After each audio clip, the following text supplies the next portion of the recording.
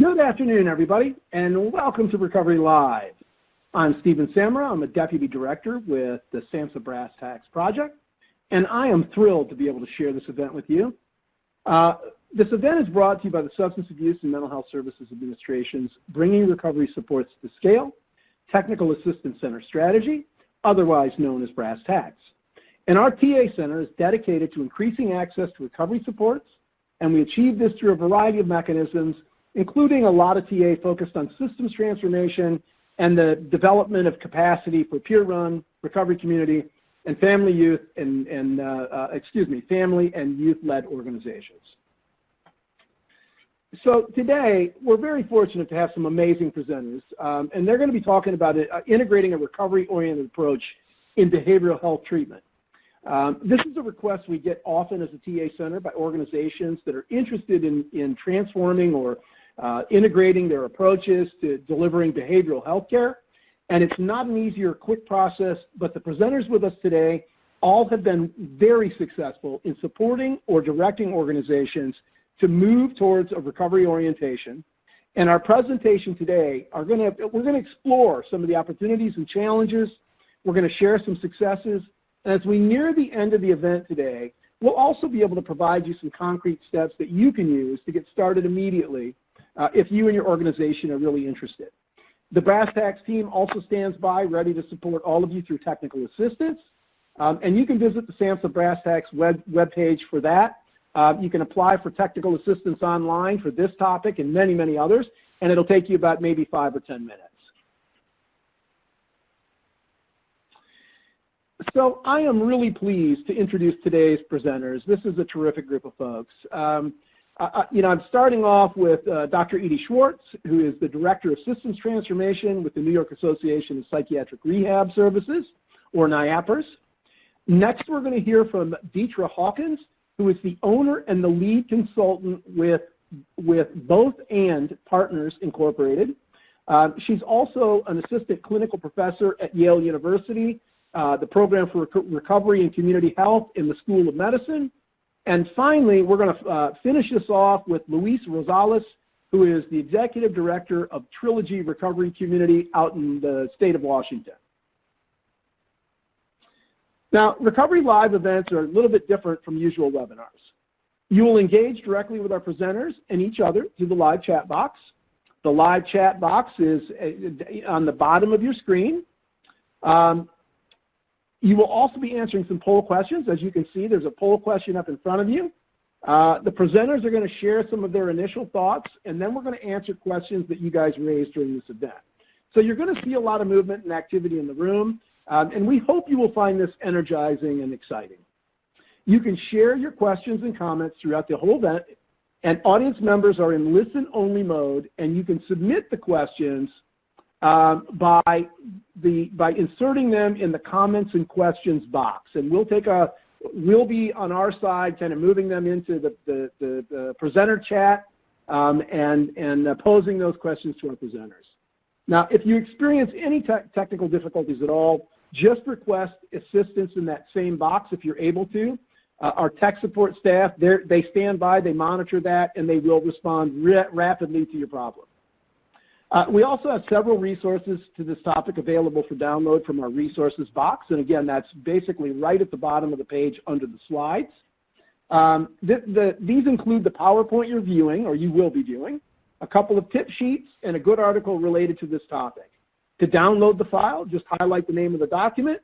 A download button will light up in the box. Click that button, and that document will automatically be sent to your computer. Often our audience members share links to their own favorite resources in the chat box, and this event is being recorded, and the recording link will be shared with all the registrants after the event. So you'll be able to listen again, review the chat, rewatch the presenters, and if there's something, some piece of information you need in the chat, you'll still be able to find it. Today's session is going to last approximately 1 hour. If, as you are listening to this content, you feel your organization may need technical assistance around this or any other topic, please copy the link for our online TA request form from the instructions box. As people were arriving today, we posted a poll question for you all to answer. I'm going to take a quick look at that and just get a sense of who's in the room with us, okay? So the poll question is, what is your role? And it looks like we've got a good chunk of peers in recovery, about 40%. We've got a small percentage of allies. That's fantastic to see that.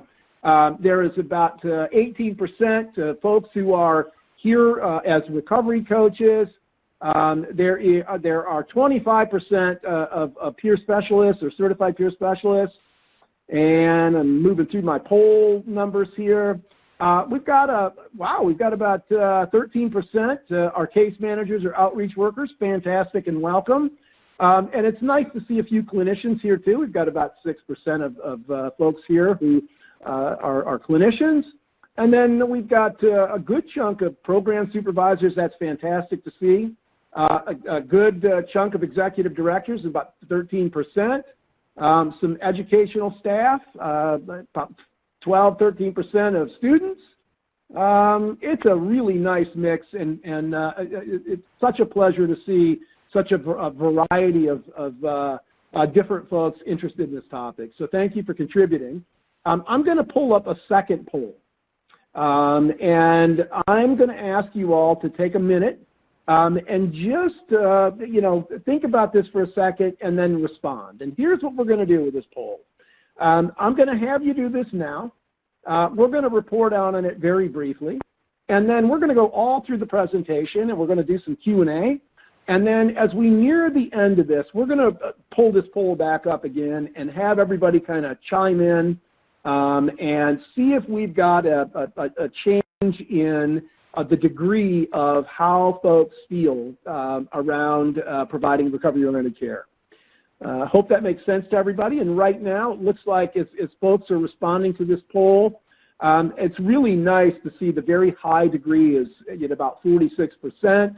A high degree is around 31, maybe 32%. And then we've got some folks that are chiming in with a low degree around 31%. I will tell you folks, every one of you, there will be something, I think, of benefit in the presentation that's coming. And my hope is that we'll see that very high degree or high degree number rise, in conjunction with the information that's been shared. So guys, thank you all for responding to that.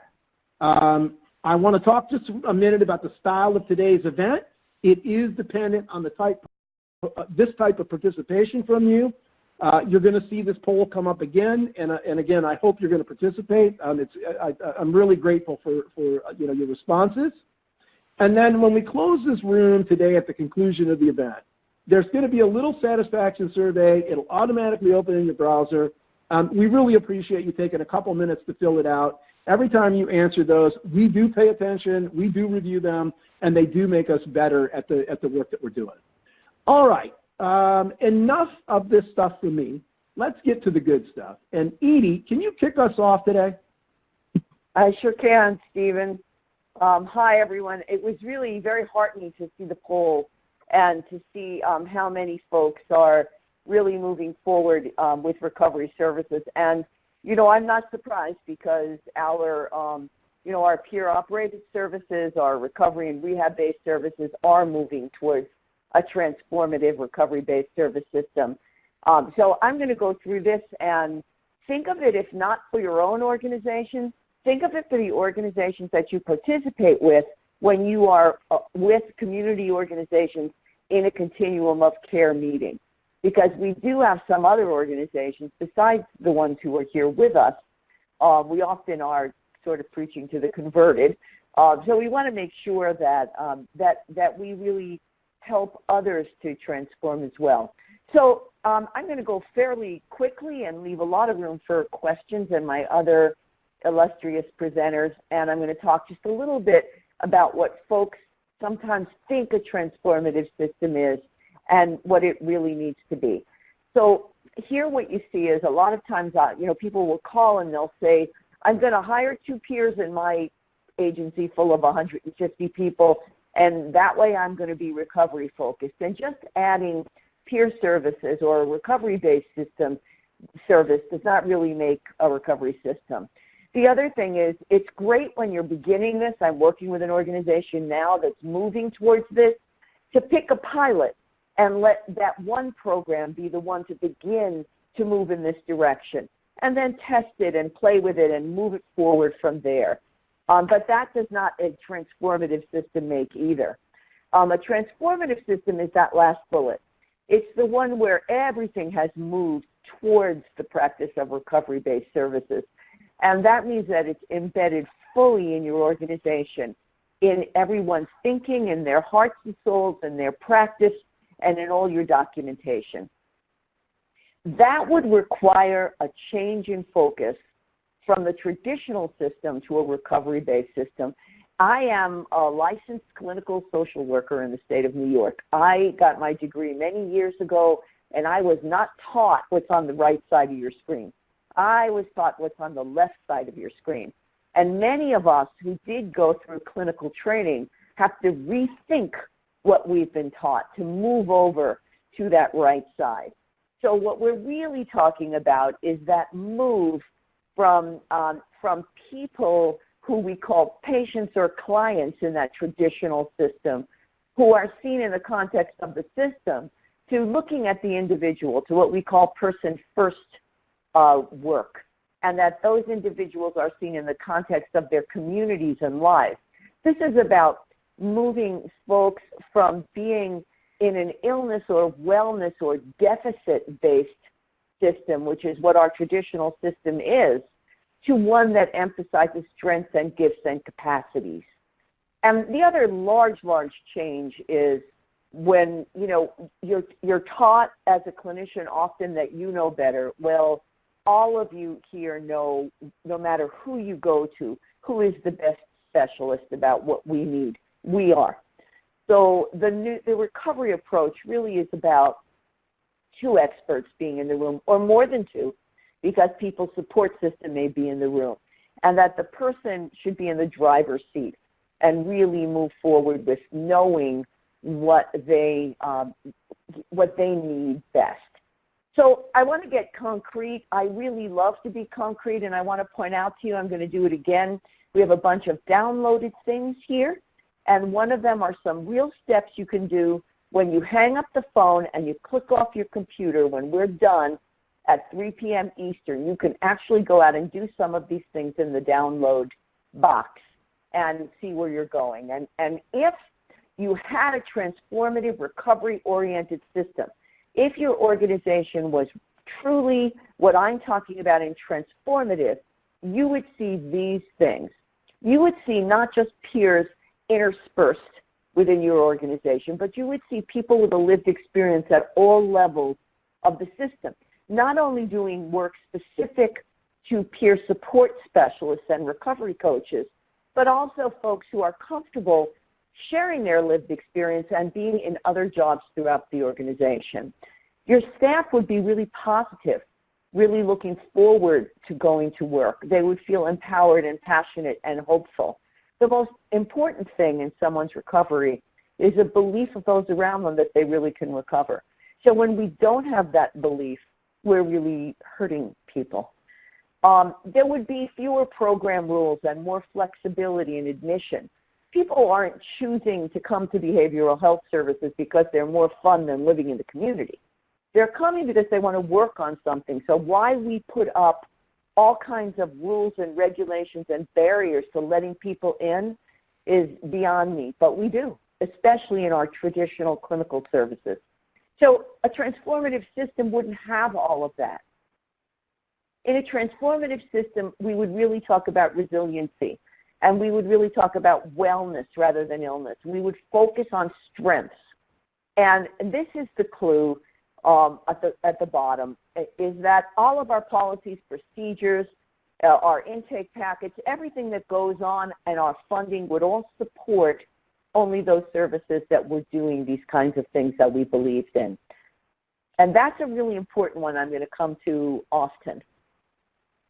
So there are golden opportunities that transformation brings. Why do we do it? Because people get better. When they are working on their own goal, think of yourselves in any walk of life, not just behavioral health. When it's something that you really want, you go out and you do it. You remember that old book, He's Just Not Into You? I mean, you may all be too young for that. but people follow through with the things that are really important to them. And so, so when people are really the drivers of their own services, they get better faster, and that feels really good for those of us who are working with them. And this kind of sharing of power and not always being the one who has to make every decision as the worker, it reduces staff burden, and all of a sudden you find people are happy to come to work and staff retention improves. The folks you're working with begin to have dreams and follow them. Sometimes the behavioral health system has beaten the dreams out of us, and not on purpose, but just because being involved constantly in having to deal with things that are challenging and things that are stopping us in our life can help us to, can cause a situation where our dreams get put on a real back burner. And a recovery focus helps us put those dreams on the front burner and to go towards them. On a very, I am a manager, and that's going to come out in every one of my slides, but new funding is available for wellness activities in every state of the union.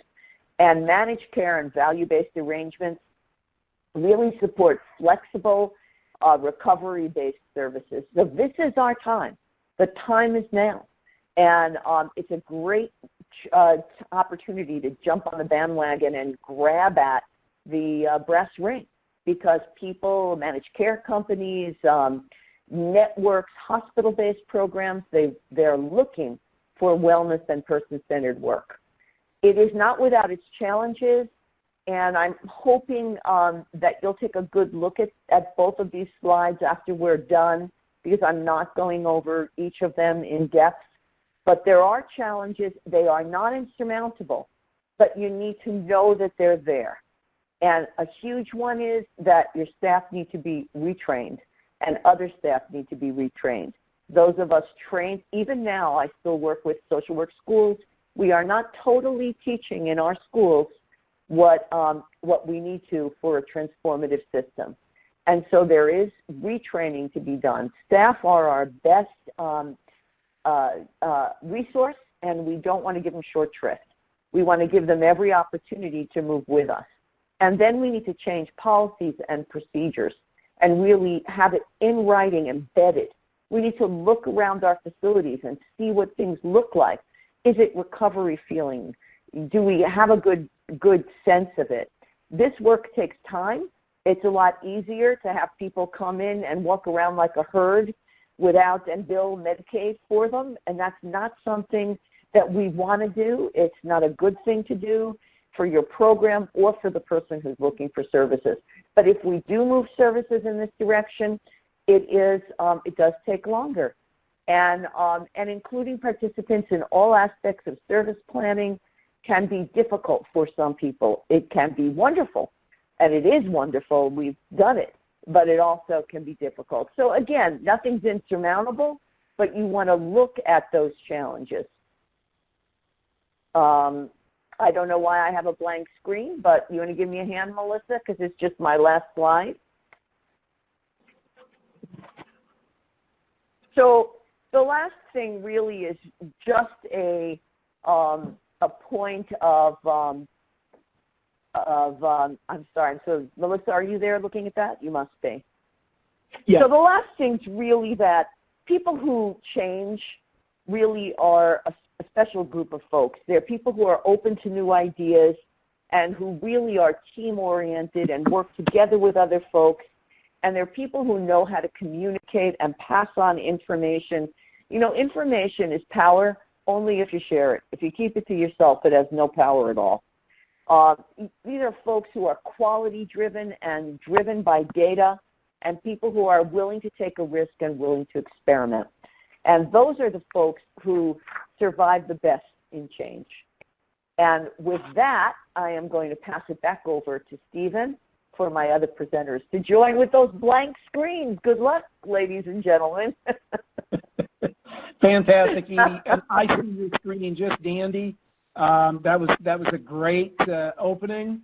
And Deetra, let me go to you and get your feedback in your presentation. Great. Thank you. First, I just want to thank you for inviting me to be on this phone call, on this webinar with you, and to Edie and to Luis for being part of this with me. I currently reside in Georgia, even though I have a Connecticut phone number, and a lot of my work right now is with the state of Georgia's transformation efforts, working directly with our Department of Behavioral Health and the Office of Recovery Transformation. So I was wanting to share a couple of stories that I do with my colleague David Stainer. We're both affiliated with the Yale Program for Recovery and Community Health. And we usually like to start off with this image of sort of the drops and trying to make ripples in the work. And I know that a number of you are working already in places where recovery is valued and important. And so our work always goes in asking first, what's working here and what can we do to enhance those things a little bit more? We worked recently with an organization that had a peer program. They had some funding that allowed them to hire some peers, and and as most of you probably know, that Georgia has peer services and Medicaid billable service, so that helps with a lot of different things moving in that direction. But still, with that, there were questions about how to have our peers more active in what we would call a more rural area, so rural parts of the state, and making sure that people really had an active voice in the work that we were doing. So the biggest thing was to go to where they are and to start to have them give input out in the communities where they're at on what they wanted to see with those programs. So when we have our work, we try to ask the question of, if you were to reimagine what your life could be in your community, just to slow it down a little bit, and do a visioning where we include, which is what sometimes doesn't always happen, where we include the voices of people who are actively getting services, the voices of our providers who are providing those services, and for us, both people who are doing the funding, so like the Department of Behavioral Health, and our CPSs. So sometimes the department and other places will feel like if we have CPSs in the room, then we have the voices of lived experience in the room. And what we've been able to do is really say that in order to truly reimagine, we have to have these perspectives from all of the different groups, and that they will see things that we may not necessarily see, as well as have the energy to do something about what is determined and developed out of that. And so we have seen some programs really transform, where by simply asking the question, asking the providers and everyone else that we want to share more stories of recovery and put them in like our newspapers, in the local newspapers and other places, they not only highlighted the stories of the people who were receiving services, but also caregivers. For example, the places where people live, right? Because I know most of us have trouble with housing, right? Housing is a big issue. So identifying the people who were great in providing supportive housing to our folks has been one of the examples that we've seen that's had a really big ripple. So I just wanted to share that one example. And then the other story I wanted to talk about is how we build partnerships, and the work that we've also found that's very important in this work.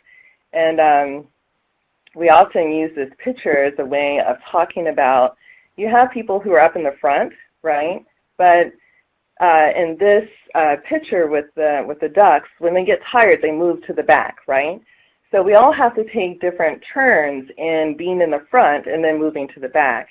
And with this work, sometimes what we tend to do is feel like, you can't do this unless one person stays in the leadership role all of the time instead of sharing these roles back and forth.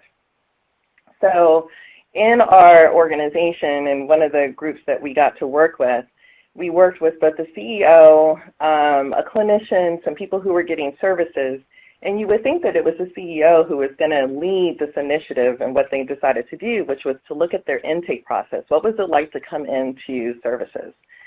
What happened is that actually one of the clinicians who has this wonderful background in managing paper, she was the one who took the lead, and the CEO went to the back, if that makes sense. So I wanted to use this picture as a way of kind of describing that. And what they had discovered is that they had about a 26-page intake process that they have now reduced to 5 pages. And one of those pages actually is just a description and a welcome letter into their program. And they've been able to reduce the time for someone who's anxious coming in, needing to get services from 45 minutes down to 15. None of this really would have been able to happen if they didn't have the partnerships in the room in order to do this. Every time we share the story, especially in our system, people say, really, you were able to change the process? There weren't policies that were in the way?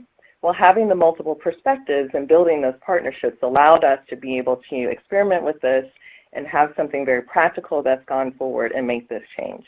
So I just thought I would share those couple of stories. I know we'll have time to kind of go back and forth and ask additional questions as we move forward, but I'm going to turn it back over to Stephen. Deidre, thank you. That was fabulous, and I just love the the discussion about the ducks. That was really, I think it's just really great. So thank you for sharing. Luis, can you take us home? Yeah. So I do want to thank everyone for participating here today, and greetings to everyone from Walla Walla, Washington. So I want to share briefly with you guys a few concrete steps that Trilogy has taken to try to create an organizational culture of recovery. And one of them, the first one has to do with having fewer program rules and more flexibility in admission, planning, and discharge. A lot of the times when we have, whether it's a peer who is struggling with use or their family, they're coming in distressed.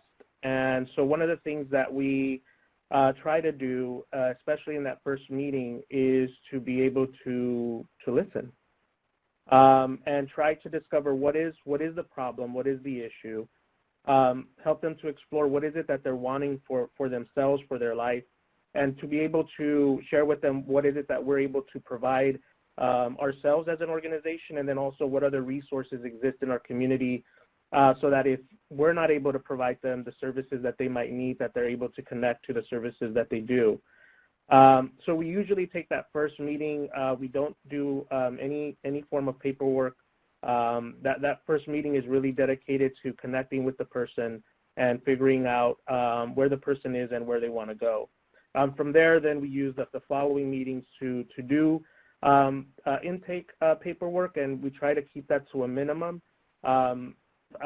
We're required to track certain information because of funding, for funding purposes, and so we try to only collect the information that we really need and try to move away from just collecting data just for the sake of collecting it.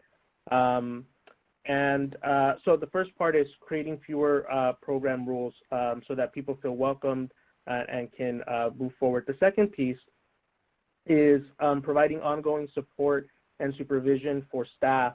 The goal there being empowering staff via support and being team-oriented. And so we do this in a few different ways here at Trilogy. So the first is we have weekly group supervision. And in this weekly group supervision, we discuss things such as ethics, recovery approaches, group facilitation, how to ensure that we're facilitating things well. We talk about motivational interviewing and practice those techniques. We look at the trans-theoretical model, co-occurring issues, and for those that are doing counseling techniques. Additionally, I have one-on-ones with all my staff to check in about programs and projects they're working on, but also to be able to give them feedback about how I'm feeling that the work is going, and for them to also provide me feedback about how I can best try to support them. Then we also have weekly staff meetings in which we do a personal check-in. We talk about organizational items. We do reporting out for what each person is working on. And whenever possible, we then try to deal with generative topics because that's an important piece for us to make sure that we're staying on top of what the recovery movement is doing and how that fits and impacts the work that we're doing locally. And in addition to that, obviously being able to provide some trainings outside the agency. The third thing that we try to do in a concrete way is being able to create dialogue and asking questions, so being open to new ideas. And we do that in three ways. The first is through generative topics at the board meeting. So the board, Trilogy's board, they're responsible for ensuring that we're delivering on our vision and mission to the community. And so it's important for us to make sure that we're talking about topics, again, that are pertinent to the recovery world. So making sure that we have generative topic opportunities or board trainings. Again, I mentioned that we try to do that at staff meetings. And then also every year we've done some form of a SWOT analysis, so strengths, weaknesses, opportunities, and threats, and being honest about, is what we're doing effective? Where are we strong at? The fourth thing that we try to do in a concrete way is listen to what our peers need. There's two things that came out very recently as a result of listening to our peers.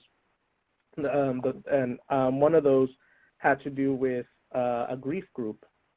And as many of us on here know, unfortunately, we lose people on the way that are trying to find recovery. And we need to be able to provide support to those friends and families who have lost someone. And so, we were asked, if we provided any of those types of services, and at the time we didn't. We partnered with another organization here in Walla Walla with Catholic Charities, with two of their therapists to help us kick off a grief group and to do some training with us, and then we took that over. And now we provide a grief group. A second piece that came out from our Latino outreach work that we've been doing in the area of prevention is we had a lot of our parents asking if we had anything that dealt with yes, the parent-child relationship, but also couple to couple. And so we this last year were able to participate in a training called Bringing Baby Home, and actually partnering with Walla Walla Community College here to be able to provide that this year. And we're hoping to be able to do something this spring for the first time. So again, a lot of listening to what is it that the folks that we're serving are asking for and needing, and then responding to that appropriately. And then the last piece that I'll share here has to do with being able to learn from others. There's a lot of wisdom. I'm sure just in here with all the folks that are participating, and there's no reason for us to try to do this alone. Although each community is different, and that's to be celebrated, that doesn't mean that we shouldn't try to see what others are doing and try to see what might apply to our community, to our setting. And so we've had the privilege of being able to work with organizations like 501 Commons, Washington Nonprofits, Wayfind, here in Walla Walla, Sherwood Trust, which is a foundation, does a nonprofit and community learning center piece that we participate in. And then we're also part of ARCO with Faces and Voices of Recovery, and they have a monthly call-in for affiliates to be able to participate in. So always looking at what are those best practices and which of those pieces fit with what we're doing. And then the second piece there is utilizing tools. Again, just like there's a lot of wisdom as to things that people can do, there are tools out there that can help you to be able to actually do that. And so again, some of the things that Trilogy has used, and I realize that some of these tools are going to be specific to us, but we've used Sherwood Trust Capacity Assessment Guide that has us look at every area of an organization, of a nonprofit organization, and making sure that that we have things in place that need to be in place. With Brass Tacks, we've used their organizational self-assessment. With 501 Commons, we've used their HR toolkit that helps us to assess that we're up to speed with all of the pieces that are needed. Those are the 5 things that we have been doing, among a lot of other things, but that we've been doing as concrete steps to ensuring that we're creating an organizational culture of recovery. So with that, I'll turn it back over to Stephen. Luis, thank you. That was just fabulous. And thank you to all 3 of you. You guys are just, I could listen for a lot longer than the time that we have. So let me jump into a little bit of Q&A. And I'm going to ask Melissa to pull up that poll again after we had the presentation. And I'm just going to leave this poll set up here. And we'll come back to this poll right before we end at we begin the close of this Recovery Live event. And so, feel free to respond at your leisure.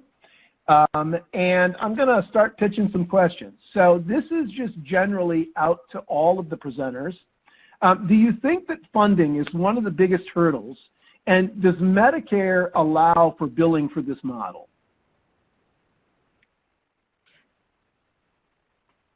So I'll go ahead and share for our experience. So definitely funding is an issue. Which is why for us it's been important to make sure that we're taking the steps that that funders are going to be looking at, so that we can show them that we are reputable to deal with, and that we are responsive to the things that they're asking us to do. A lot of dialogue is needed with those financial stakeholders here in town, so make sure that they understand the work that we're doing and how we're doing it.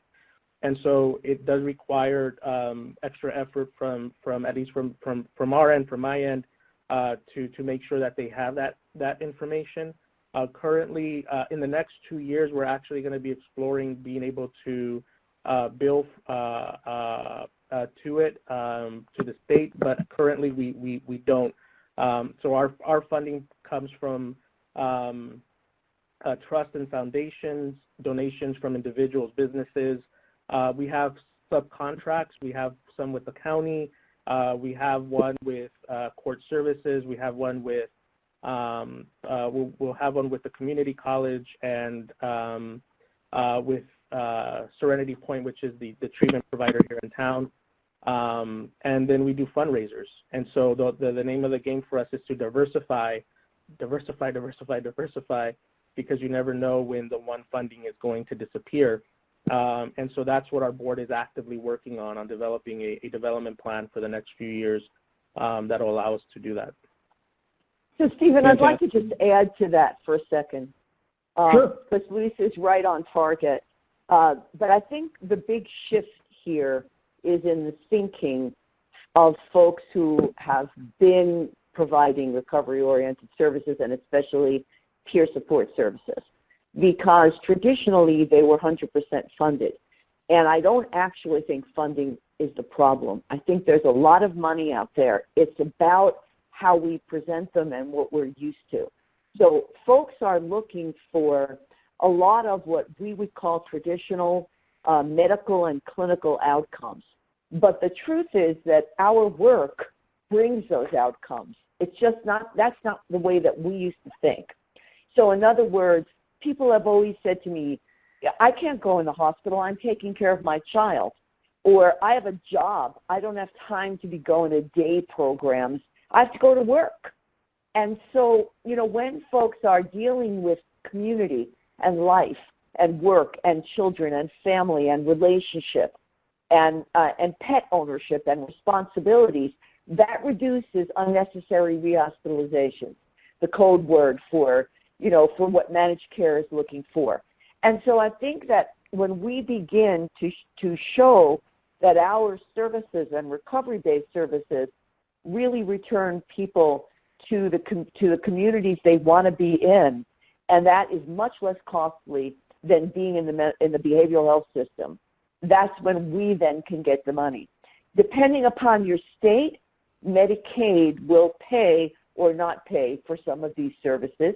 In New York, we have waivers and we can get our services paid for. Other states cannot. Some states are totally carved in managed care. Some are carved out. If you have managed care in your state, managed care companies themselves have money that they can contract directly with you about to provide your services. If you have hospital-based networks under DSRIP, they have money that they can contract with you outside of traditional fee-for-service to do this kind of work. So it's really about rethinking our funding rather than going for the same old ways that we used to get funded. Golly, that was a fantastic response, Edie and Luis. I mean, both of them. Deetra, anything to add to that before we go to the next question? I think those are great responses. Certainly thinking about how to expand and think differently and go beyond the way we've traditionally thought about it makes a big difference. Fantastic. So, Deetra, while I kind of have your attention, here's one for you. Can you talk a little bit about how you provide peer supervision? Oh, sure. A couple of the organizations that we have started to have done some work with actually have created co-supervision opportunities. As being a peer, often the resources that people have used as a peer, there's not a lot of understanding about what it's like to be in the service role, especially when you're working as a provider now, maybe where you used to get services. And so we've helped create co-supervision. And the other thing that is important about supervision and starting to rethink that in a traditional model is that oftentimes supervision with a provider who is mostly trained in sort of a clinical fee-for-service type thing tends to focus on, the provision of how many minutes and time and focuses on notes and not necessarily on self-care, wellness, and those other issues. And so we've had an opportunity to actually talk with peers as a group, because we always try to encourage organizations to hire more than one, right, within that where they're going to be, and then have them set what do they need for their own supervision, what works in their own wellness, what are some of the things that they need their supervisor to know and understand, and sort of build the supervision both with the provider who might be providing the supervision as well as with the peers, but letting the peers be the drivers of what that supervision then looks like. So there's lots of good resources related to that. Proceed has a document that talks about co-supervision as one. That could be a resource if people are looking for that. Fantastic. Thank you. Other presenters, any additional comments on that around peer supervision? Okay. Yep. So here's a question that I just want to, I'm going to throw out there. I think this I think that the requester is kind of targeted Edie with this, but I want to throw this out to everybody.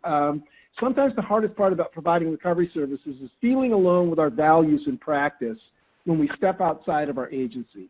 How do you promote recovery services and practice when you're at a county-wide or a statewide meeting of other providers? Let me just jump in with that for a sec and also respond to a question I saw come in the chat box, which is even the same kind of thing, but what do you do with traditional behavioral health treatment services, therapists and psychiatry and service coordinators? And I think the one thing I want to say is that nobody, whether it's a person with a lived experience, someone who is a trained psychiatrist, a social worker, a psychologist, someone who is a trained peer specialist, no one goes into this field to hurt anybody. We go into this field to make the world a better place, and usually to make it a better place than we experienced ourselves, no matter what our title or our label is.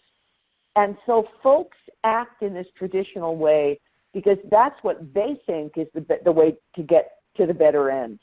And the best way to begin to change those minds is to begin to show them that that's not the better way to the end, that there's a better way to achieve a goal. And so you begin by increasing the experiences of traditional behavioral health providers with peer services and with recovery services. And when they begin to see that, that people get better more quickly and embrace recovery, they jump on the bandwagon pretty quickly. And so that was what I wanted to begin with. And I think that it sort of falls on all of us who already have had this aha experience to be the ones who hold the, who are out in the forefront in the community, sharing these experiences and sharing our knowledge and sharing our data so that we can show that what we do works. Great. I want to leave some room for Luis and Deetra, so I could talk about this for like another hour and a half. So that's so true. Yeah. I was just going to add there, Edie, that by helping peers, providers and peers and others actually see themselves as partners, that makes a big difference. So getting time all together to hear what those stories are. We've had a lot of success of bringing those multiple perspectives in the room in a very safe way. So the providers, we've had many of them say to us, I didn't think my story had any value, and that over time they are, with the systems that get created, then it's safe enough for them to talk about their own recovery experience and it not necessarily have to be certified in terms of the way that we do that here in Georgia, but that now they can be allies in this recovery work and the recovery movement. So I'm glad that you brought that up and answered the question that was in the chat, because I think that does get missed, and there's a lot to be done in that area, especially as we're trying to have systems go beyond sort of that additive approach that you were talking about before, really think about a transformational approach. I'll leave it at that. Yeah, that was great. Luis, any additional comments before we move on? It's just to highlight, what's already been said. It's a philosophical shift, and I think part of helping someone transition from a different type of a model of how to see things and understand things is understanding that the recovery model is definitely something different, and being able to introduce that and have them be able to explore and ask questions about what that model entails and what that philosophy entails and why that philosophy and why does that make sense. And like I said, it's a transition. You have to be able to help your folks transition from where they are to this new way of thinking. That's great, Luis. Thank you. And what I'd like to do now is I need to stop the Q&A. And what I'd like to do is, before Edie jumps into the final 3 slides, 3 or 4 slides here, I just want to report out just very briefly on the poll that we have, and I've been watching this. The numbers change a little bit, and what I'm seeing is it looks like we've gotten a bump in the very high, and then in the high degree. Both of those appear to have increased by some percentage points. And then what's really interesting to me is that there is a fairly significant number, now it's about 15%, that are saying I have a very low degree. And my sense from that is just that, as you listen and you hear, kind of the presenters share their perspectives and what is, what the integration and transformation needs are, It may have you creating some, sort of self-reflection and reassessment of how you're actually providing or working towards an integration or, shifting and changing the culture. So it's a little surprising to see it, but I think I understand why. And with that, what I'd like to do is to turn this over to Edie. Edie's going to give us some concrete steps. Then we're going to come back to both the Luis and Dietra for some final thoughts, and we'll get everybody out of here at the top of the hour. Edie, can you take it away? Great. Yeah, if you could, I don't want to touch my slides since I blew them up last time somehow. There you go. So this is perfect to follow what Stephen just told you. This comes from the Deming Institute, and you can just Google them and see this a little bit better. It's a really quality assurance kind of plan, and it's something for you to actually do when you walk off. Remember, I told you I love people to leave a webinar and have something to do, a tool, something to look at. So in the download box, you've got some articles, you've got some very concrete steps you can do, and I want you to take a look at those and download them. This is called Plan, Do, Study, Act. And this is how you know if you're going to have a transformative organization. And you don't want to do this alone. Somewhere someone said in our discussion, I forget who, but someone said, I think Luis, I think you were saying, you need buddies. You work with other people. And this is something really important to do together with other folks. So get your folks together and begin to plan, do, study, act. Under plan, take a look. Do you have a recovery mission and vision?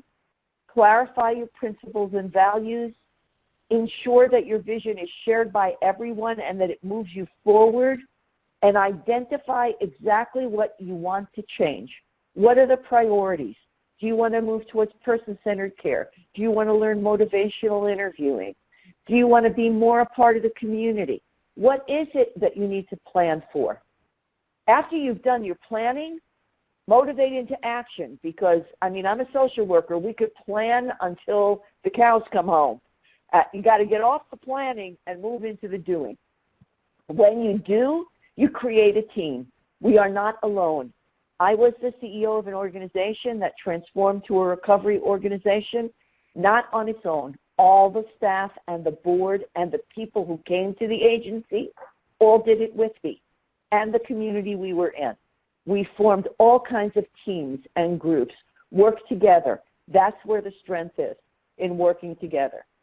Don't think that your staff need to philosophically change, that's enough. Who doesn't believe in recovery? It's mom and apple pie. But how do you operationalize recovery? Train your staff.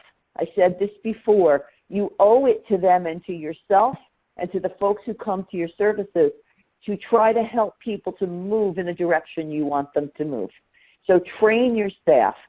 I once looked at an intake packet and policy and procedures 3 or 4 years into my transformation, and I was appalled. The paperwork did not follow through with what we were doing. That is so common. Just for a laugh, take a look at your policy and procedure manual when we hang up the phone. Does it support what you're doing? Check it out. And make sure that only the services that are consistent with your mission, vision, and values are what you're moving forward with. Because every organization has a sacred cow. They have, I don't care that this program doesn't make money. I don't care that it doesn't have good outcomes. It's been with us 55 years and we're not getting rid of it. Well, change is your friend, and it might be the time to put that program to rest and move towards another. So that's plan and do. Next slide, Stephen. We're going to move into study and act. So now we've done something. Guess what? We're going to sit back and look at it. We're not going to just plow ahead. So we're going to start to look at data. That's a whole nother hour webinar right there. But you know what? Don't be afraid of data. It's stuff you already have. Look at what you have. What are you collecting? How many people get housed? How many people have jobs? How many people get their kids back? How many people are just really returning to life? Stress the outcomes over the process. Figure out what's in the way and fix it. Get rid of it. Implement corrective action. And then act. You studied it. You did it. Now identify what you've done that's terrific and do it again. Identify modifications. Do them again. And then begin it all over again until you feel comfortable that what you're trying to change has been successful. When I did a transformation in this agency I ran, it was a 5-year process just to get it up and on its feet and moving in the right direction. This isn't happening overnight. It is a definite 3 to 7 or 8 year process because it's a lot of movement, and don't be afraid of it. Next slide. And to sum up, because again, I want to be very concrete about things. These are things that you can do to know you've been successful. You know, I remember while I was working, my husband is a carpenter. He built our house. And I would come home every day, and I could see the house being built. It was so concrete for me, whereas my work was not concrete. I could come home, there was a bathtub, there was a kitchen sink, there was a window. We don't get to see that. But you know what? We do. Because hold focus groups. I loved when Louise said, ask people. Ask people. If people aren't coming, ask them why not. Find out if your services are helpful. Gather stories of recovery. Share them. Someone asked, how do we change people's mind? We change them with stories. I have when someone who works for me who says, facts tell, stories sell. And they do. So gather the stories of recovery. Share them out in the community. Figure out how to evaluate your program, not alone, but with the folks who are using your services. Bring them in. Be a part of the data collection and the outcomes. And then share it. If you've got good stories, good satisfaction, stick them in your lobby. Put them in your newsletter. Be out there. Display your results where people can see them. And share your stories. And that's how not only you, but the folks you know who work for you and who come to your services know that it's working. And don't, I'm going to end with this, don't get distressed about it. Don't get, in the dumps about it. It's a long process. Work on it together. Celebrate your accomplishments. Look at your challenges head on and move past them because it's way better, and you really reach to someone's heart and soul when you move past that into a recovery-oriented system of care. And with that, I turn it back to my co-presenters for their last words. Edie, thank you. And Deetra, 30 seconds. Final thoughts? Sorry.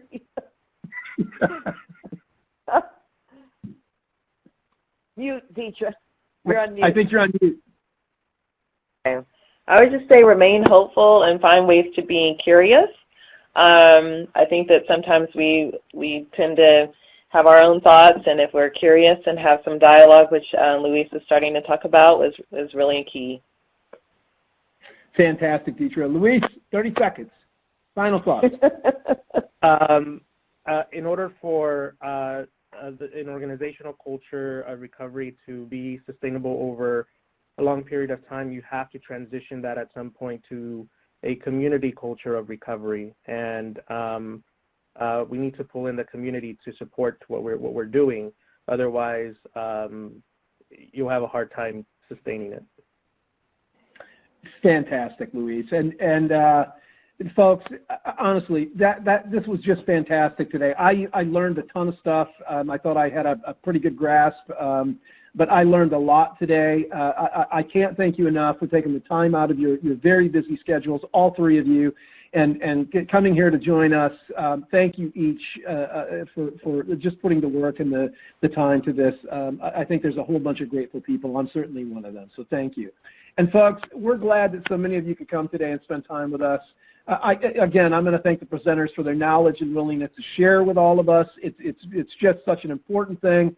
I absolutely want to thank SAMHSA again for giving us the opportunity to hear, share, and discuss on this topic. Folks, there's going to be a satisfaction survey that's going to pop up when we close this online meeting room in about 30 seconds. It takes less than 3 minutes to complete. Please give us your feedback. It'll make us better. And then if you have any additional questions, just put them in the satisfaction survey. There's a spot for that.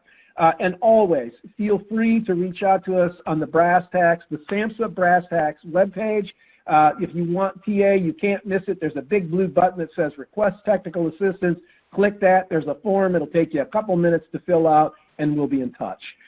With that, I wish you all a fine day, a great weekend, and we hope you'll return next month for our next month's Recovery Live event.